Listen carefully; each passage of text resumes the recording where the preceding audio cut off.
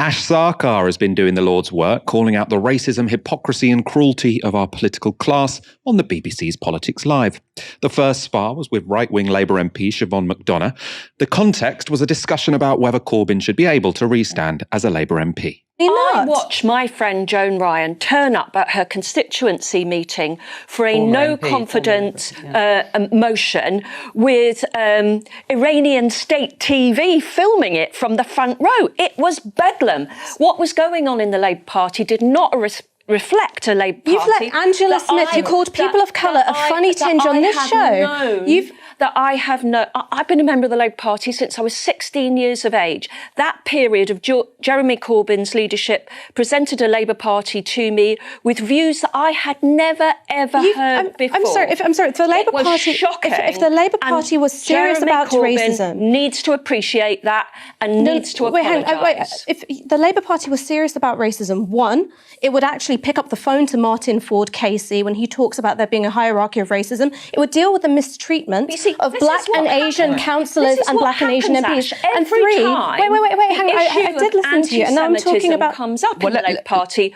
We try and move the goalposts. We talk this about isn't something else. We don't deal with Siobhan, this is the issue. Finish your point. I'm talking as a woman of colour who's been on the left for a long time. And I was actually sitting in a seat just like this when Angela Smith turned to me and referred to people of colour as having a funny tinge. It was right here on the show. She's back in the party. How's that for zero tolerance? Now, that to me was a bit like watching the hierarchy of racism sort of in practice lasting about a minute. And it's important to, I suppose, remind the audience, Joan Ryan is not Jewish. She just happened to be chair of Labour Friends of Israel. So what was going on there was you were being accused by Siobhan McDonough of distracting against the racism experienced by a white lady not from an ethnic minority to talk about the racism you had experienced as a brown woman. I mean, it really is through the looking glass, isn't it?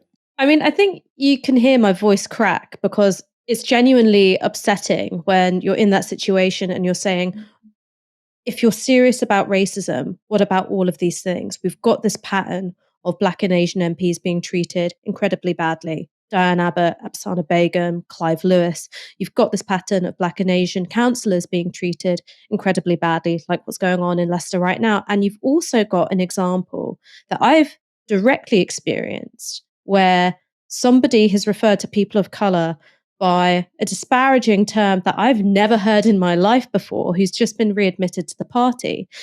And instead of that being taken seriously by somebody who claims to be deeply concerned by the culture of the Labour Party, the soul of the Labour Party, the virus of racism, whether it lurks within it, I'm being told this is irrelevant. You're moving the goalposts. Basically, shut up. Unless you're going to totally agree that the worst thing in the world was what happened to Joan Ryan, who, as you correctly point out, isn't even Jewish, then you may as well not be talking. And when you're sitting there, it is really quite hostile because the thing you've also got to remember, I was getting it from all sides. So I also had Sebastian Payne, who used to work for the Financial Times, is now the head of a right-wing think tank called Onward, claiming that I don't care about anti-Semitism, I don't care about racism. And again, when I'm trying to say, hang on, this is my vantage point as someone who is a woman of colour and on the left, and this is what I'm hearing from other people. This is what I'm hearing from Martin Ford in a report which was commissioned by Keir Starmer. Basically, they just shit all over you, and they can get away with it because that is broadly in line with what political journalists think the story is. Of course, Sebastian Payne was a political journalist himself. They go, the story is Jeremy Corbyn being an anti-Semite. And if you diverge from that at all, the electric fence goes up. So anytime you try to approach them for a conversation, anytime you kind of go, I don't agree with this thing, the response you get is more and more heightened and hostile and aggressive. And people shout louder and they make out that you've done or you've said something really, really unreasonable. And it doesn't matter if what you're saying is true or if what they're saying is wrong or incorrect on points of fact. That becomes the dominant narrative because it's the one which coheres with what the lobby already think. And I think you just saw that in action. You literally saw that kind of frame by frame, how the media narrative is constructed.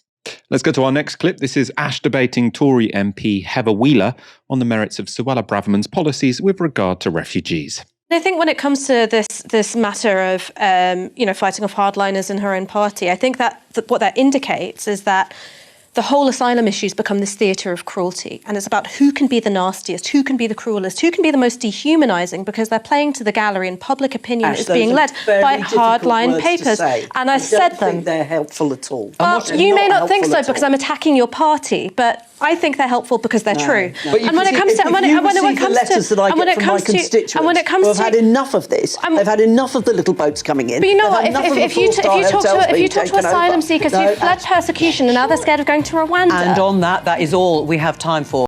I was disappointed that was all you had time for there, Ash. You were offending her by talking about how it's potentially offensive and discriminatory to whip up hatred against migrants in her defence. Well, you should see the emails I get from racists in my constituency. What I thought was hilarious was her going, these are very difficult words, they're not helpful. And I was like, not helpful for who? For you. You are my political opponent. That's fine by me.